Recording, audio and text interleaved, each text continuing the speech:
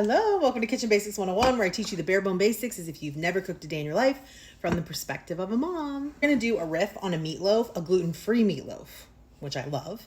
I'm gonna add one thing to the meatloaf that is like gluten-free-ish, but we're gonna have a talk about it when we get there. Instead of breadcrumbs, I'm gonna use rice. Now this is leftover rice that I already had in the refrigerator, which is great, fantastic, one less step. But if you have to make rice, you can definitely make rice for this. I have 2 pounds of ground beef here in my bowl. I prefer to use a meatloaf mix, which is usually veal, beef, and pork, but I just cannot find it here where I live. So this is 2 pounds of ground beef. But if you can get a meatloaf mix that is pork, beef, and veal, that's what I said, then I highly recommend. Okay, I'm gonna start with about a cup. I would say that's about a cup of rice. We're gonna add to that eggs. So far we are totally gluten-free. We have rice and we have meat and we have eggs. I'm gonna do 2 eggs for 2 pounds. I usually do about 1 egg per pound. This just helps bind everything together. Because we're not using seasoned breadcrumbs, which is what I normally use, I'm gonna add some Italian seasoning to this. I would say, here, let's measure, so we'll both know exactly how much I put in. I would say a tablespoon. If you want this to be gluten-free, I would do, for the rest of your seasonings, I would do garlic powder and onion powder. Or, which is a great addition if you love onions, is you could put raw onion in here, like a half a raw onion, or you could saute some onion and add sauteed onions to this, which would give tremendous, beautiful flavor. You could saute the onions, little salt, pepper, olive oil, maybe a little bit of balsamic vinegar, just make some beautiful jammy onions. You could add that to this, okay? For me, I'm gonna do the beef, the rice, the seasonings, the eggs, salt, pepper, and then I'm going to use the beefy onion Lipton soup mix. And this is what I mean by the gluten-free.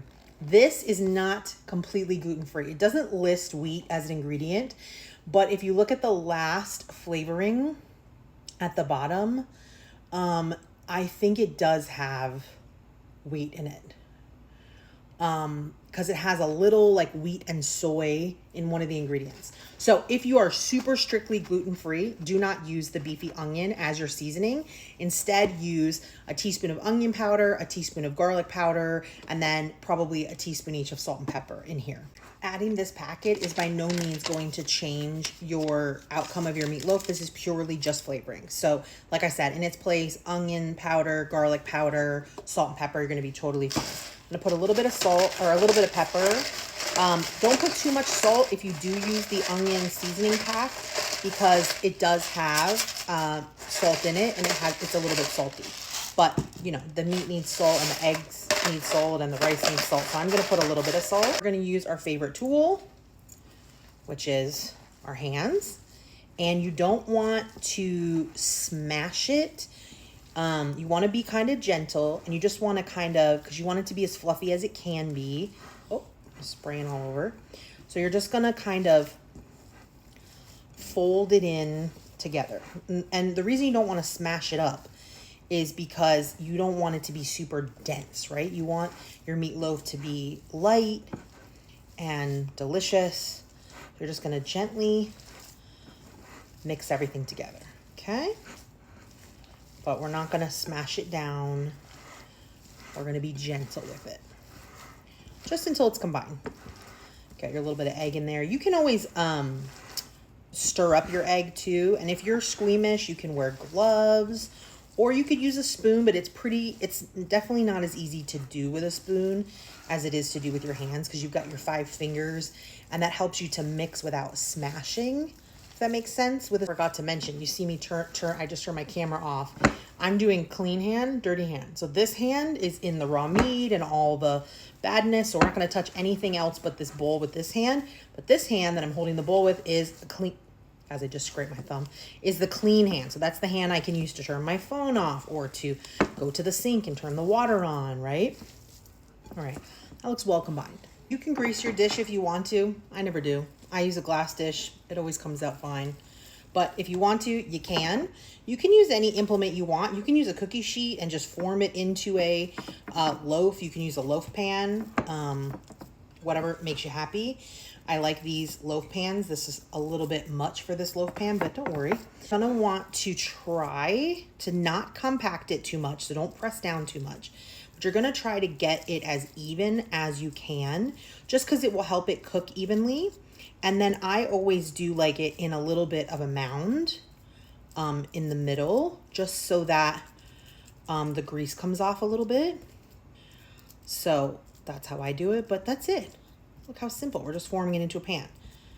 Okay, beautiful and perfect. I'm gonna wash my hands and my bowl, and then I'm gonna come back and we're gonna make a little glaze for the top before we put it in the oven, just to keep everything really moist and really flavorful. Plus what we have here is a lot of like spicy, fatty goodness, but we need a little bit of acidity. So I'm gonna take a little bit of brown sugar, a couple tablespoons, maybe 3 tablespoons of brown sugar into our bowl. And then we're gonna add ketchup. Now, if you are not a ketchup person, you're like, oh, you lost me at ketchup. Use mustard. Mustard works great. Make a little glaze. It's gonna give you the same acidic, sweet balance that you want. And then I just put probably twice as much ketchup as sugar here. And I'm just gonna mix it together and get a good consistency for it. Need maybe a little bit more ketchup in there. So if you did like 3 tablespoons of brown sugar, I would do like 6 tablespoons of ketchup, something like that. You want there to be more ketchup than sugar, but you definitely want to have that little bit of brown sugar in there. Just adds like caramely goodness. And ketchup's very acidic. It's vinegar. So you're going to get, and tomatoes, which are both very acidic. So you're going to get a great acidic but sweet glaze. Once you touch this spoon to your raw meat, do not use it on anything else. Do not put it in your mouth. Once you've touched this raw meat, this spoon and this bowl is contaminated. You cannot use it on top of your food when it comes out. Okay, you have to make more if you want to use some with your individual serving. But once you touch it to the raw meat, touch it to the bowl, then that's it. It needs to be cooked before it's safe. Okay, now I'm going to put it in a 350-degree oven for about an hour. Meatloaf takes a long time. You don't want to do it too high because you want it to get cooked all the way in the middle. So we're going to do 350 for about an hour, and then we'll be back to taste. Here she is in all her glory. I'm going to let it cool for a minute. You want that internal temperature. I think you were looking for 155. It's smoking hot. You can see the rice in it. You see the steam coming off? But she's nice and moist, which is the most important thing.